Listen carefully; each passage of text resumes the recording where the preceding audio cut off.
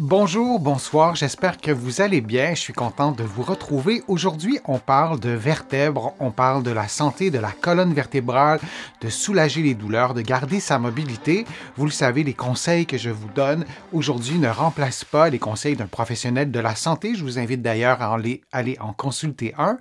Vous allez trouver aussi beaucoup d'informations et des exercices peut-être que je vais vous donner, que je vous donne sur ma chaîne, dans mes livres, notamment mon livre 99 façons de soulager les douleurs au dos et au cou, et aussi mon livre Plus jamais malade, mon approche globale pour un corps en santé. Une vertèbre peut-elle vraiment se déplacer?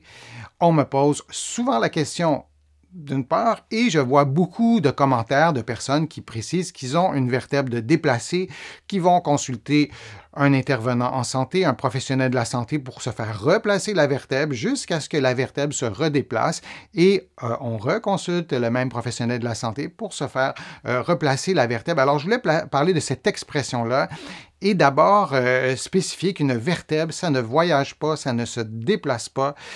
C'est une structure très, très complexe. Les vertèbres cervicales ou les vertèbres lombaires, là ici, c'est un modèle qui est surdimensionné, mais il y a la moelle épinière qui est là, il y a des nerfs en jaune que vous voyez probablement bien. En rouge, il y a le disque intervertébral. Normalement, ça va dans ce sens-là. Et donc, il y a des ligaments, il y a des muscles. C'est quelque chose qui tient vraiment très bien parce que si ça pouvait se déplacer comme ça, eh bien, on aurait des problèmes pour fonctionner, on aurait des problèmes pour faire nos activités physiques, ça se défrait tout le temps. Donc, d'emblée, une vertèbre, ça ne se déplace pas. Je vais y revenir durant les prochaines minutes. Donc, l'expression « j'ai une vertèbre déplacée » est souvent utilisée dans un contexte de douleur au dos et au cou. Cependant, du point de vue médical, comme je vous le disais, elle est souvent mal interprétée, ou en tout cas le mot déplacé, il faut le prendre au sens un peu figuré parce que ça ne se déplace pas, comme je vous le disais, et les vertèbres sont maintenues en place par des ligaments, par des muscles, par d'autres structures articulaires, et elles ne se déplacent pas aussi facilement que ça. C'est important de se rappeler, je continue ma démonstration sur les vertèbres déplacées. Si on regarde une colonne vertébrale, dans les trois plans d'espace, là, on ne voit que les vertèbres avec les disques intervertébraux.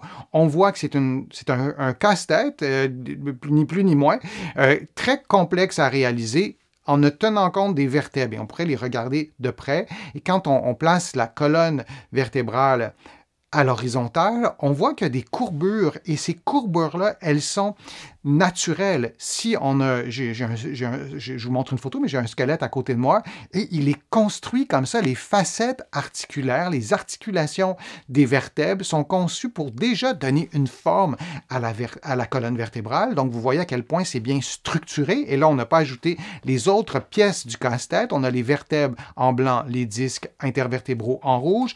On a aussi des nerfs. On a la moelle épinière qui est en vert sur mon illustration à moi, les nerfs en bleu, et on voit aussi les disques intervertébraux. On a des ligaments qui sont vraiment très, très, très forts. Ça tient tout ça en place. Il y en a plusieurs.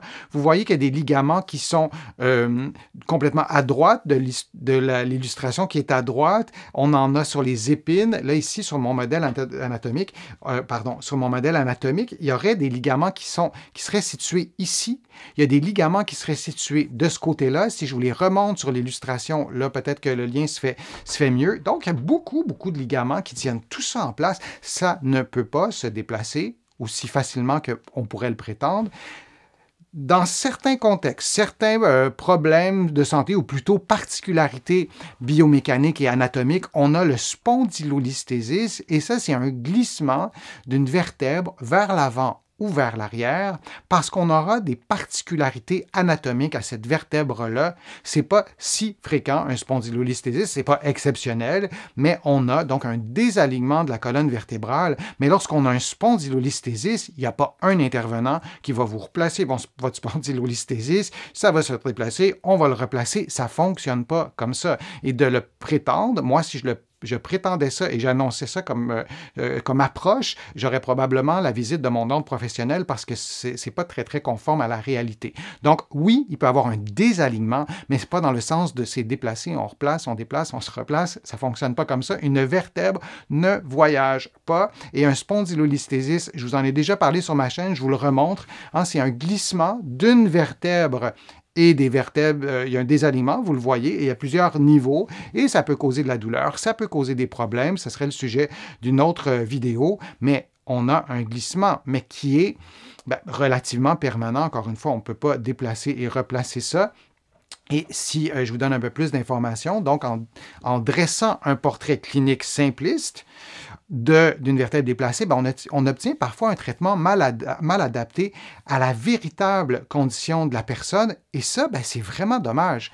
Parce que ce que ça peut aussi instaurer, ou installer, c'est presque un rapport de dépendance avec notre professionnel de la santé parce qu'il y a une passivité aussi qui s'installe du côté du patient, du côté du client. Donc, on transmet le problème, le fait de régler le problème à un professionnel de la santé.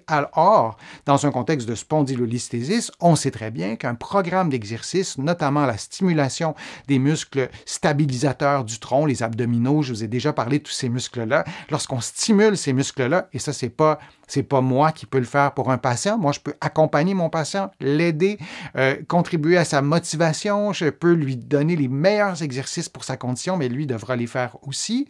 Et lorsqu'on consulte un professionnel de la santé qui nous replace ce qui a été déplacé, souvent, ce n'est pas très conforme à la réalité et donc peut-être pas aussi efficace. Alors, je voulais répondre à cette question-là qui m'est souvent posée. Une vertèbre peut-elle vraiment se déplacer? La réponse, c'est non. Est-ce qu'il peut y avoir un désalignement articulaire? Oui. Est-ce que ça se replace avec une manœuvre? Non. Dans certains cas, on peut faire des manipulations. Je vous en ai déjà parlé dans d'autres contenus, ce qu'est une manipulation. On ne peut pas le faire sur soi. Et dans certains cas, on a un effet positif sur le traitement, mais on n'a pas un rapport dichotomique, déplacé ou replacé.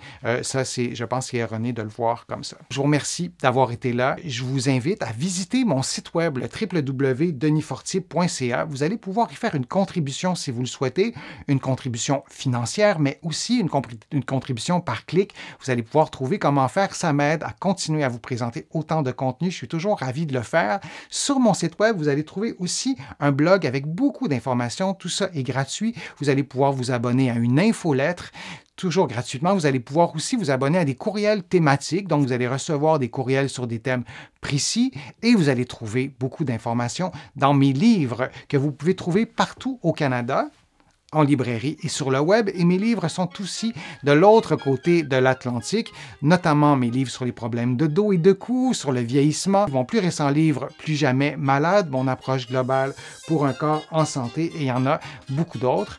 Alors, je vous dis à une prochaine fois, à un prochain direct, à une prochaine vidéo. À très bientôt.